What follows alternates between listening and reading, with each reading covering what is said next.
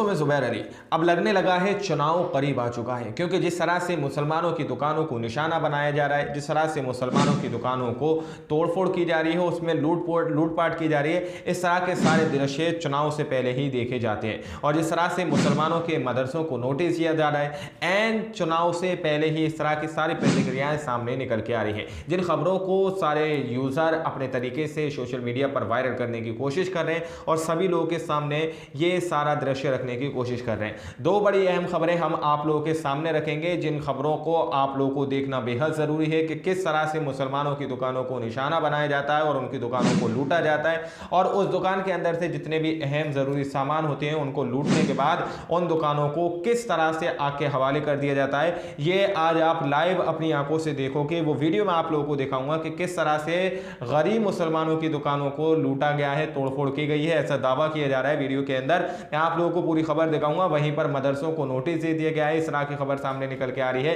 कि मदरसों को नोटिस दे दिया गया है और यह कहा गया है कि अगर मदरसा खुला पाया गया तो 10,000 रुपये प्रतिदिन उन पर जुर्माना लगाया जाएगा, अगर मदरसा खुला पाया जाता है। इस तरह की खबर सामने निकल के आ रही है। सबसे पहले हम खबर जानते हैं कि मदरसे की तरफ से क्या खबर निकल के आ रही है, मदरसे को आखिर क्यों नोटिस दिया गया है और क्यों ये बात कही गई है कि 10,000 रुपये प्रतिदिन मदरसे के ऊपर जुर्माना लगाया जाएगा। तो आप लोग यहां पर देख सकते हैं, एबीपी न्यूज़ की रिपोर्ट है। और इंडिया मुस्लिम जमात के राष्ट्रीय अध्यक्ष मौलाना मुफ्ती शहाबुद्दीन रज़वी बरेलवी ने मदरसों को नोटिस जारी किए जाने पर नाराजगी व्यक्त की है। अपनी प्रतिक्रिया देते हुए कहा कि पहले मदरसों को सर्वे के नाम से डराया गया, फिर विदेशी फंडिंग के नाम पर डराया गया और अब नोटिस देकर हड़काया जा रहा है। दोस्तों, इस तरह की बात कही जा रही है। आप लोग समझ सकते हैं, पहले विदेशी फंडिंग के नाम पर कि इनको विदेश से पैसा मिलता है, विदेश से इनके पास पैसा आता है और ये लोग मदरसा कायम कर देते हैं। इस तरह की खबर सामने निकल कर आई थी। लेकिन वहीं पर अब जो है मौलाना ने कहा कि शिक्षा विभाग ने मुजफ्फरनगर, बहराइच, फतेहपुर, कौशाम्बी आदि जनपदों में नोटिस भेजकर और मौखिक तौर पर मदरसे से जुड़े हुए मौलाना लोगों को धमकी दी है कि 10,000 रुपये जुर्माना नहीं दिया गया तो मदरसा बंद कर दिया जाएगा। शिक्षा विभाग का ये तानाशाही रवैया बहुत दिनों तक बर्दाश्त नहीं किया जा सकता। इस तरह की बात कही गई है। मौलाना ये वाली बात कह रहे हैं और उन्होंने साफ तौर पर कहा है कि हम इस बात को लेकर अदालत तक जाएंगे और वहां पर अपनी बात रखेंगे। लेकिन पुलिस ने ये जो नोटिस दिया है, ये क्यों नोटिस दिया है, आप लोग इस पर खबर नजर डाल लीजिए, क्योंकि बहुत सारे लोग ये सोच रहे होंगे कि ये तो गलत हो रहा है, ये ऐसा हो रहा है, वैसा हो रहा है। लेकिन खबर आप लोग सुनिए, फिर मैं आप लोगों को वो पूरी वीडियो दिखाऊंगा जिसके अंदर मुसलमानों की दुकानों को निशाना बनाया जा रहा है, उनकी दुकानों को लूटा जा रहा है। ठीक है, वो भी वीडियो मैं आप लोगों के संग शेयर करूंगा। लेकिन उससे पहले फटाफट आप लोग ये खबर देख सकते हैं। उत्तर प्रदेश सरकार की ओर से प्रदेश के सभी मदरसे सर्वे के बाद एक बार फिर मुजफ्फरनगर के मदरसे चंचाव में है। कारण है कि मुजफ्फरनगर शिक्षा विभाग की ओर से जिले के लगभग 1 दर्जन से ज्यादा दीनी तालीम देने वाले मदरसों को एक नोटिस जारी करते हुए यह पूछा गया है कि अगर उनका मदरसा निःशुल्क और अनिवार्य बाल शिक्षा अधिनियम 2009 के अध्याय 4 की धारा 18 के अनुसार मान्यता प्राप्त है तो आप मदरसे की मान्यता संबंधित अभिलेखों में 3 दिन के अंदर उपलब्ध कराएं, और यदि आपका मदरसा मान्यता प्राप्त नहीं है तो आपके विरुद्ध कानूनी कार्रवाई की जाएगी। साथ ही आपकी मदरसे या विद्यालय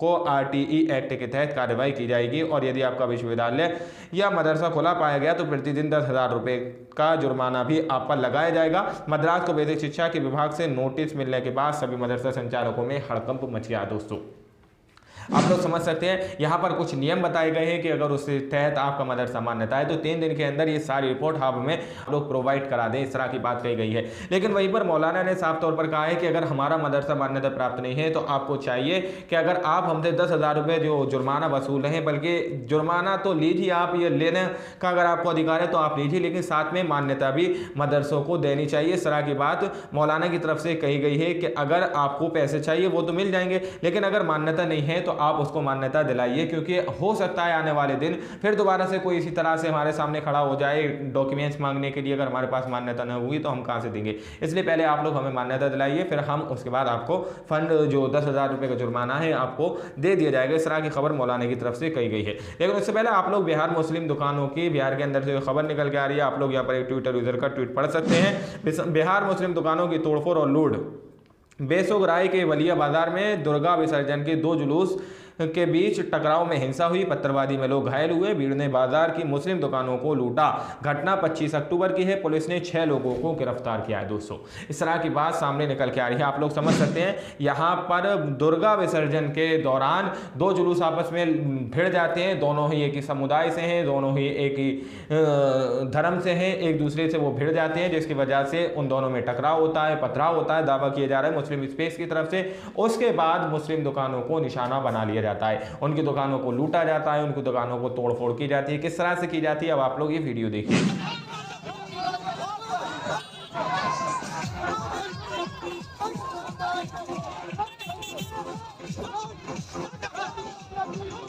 पूरा उल्टा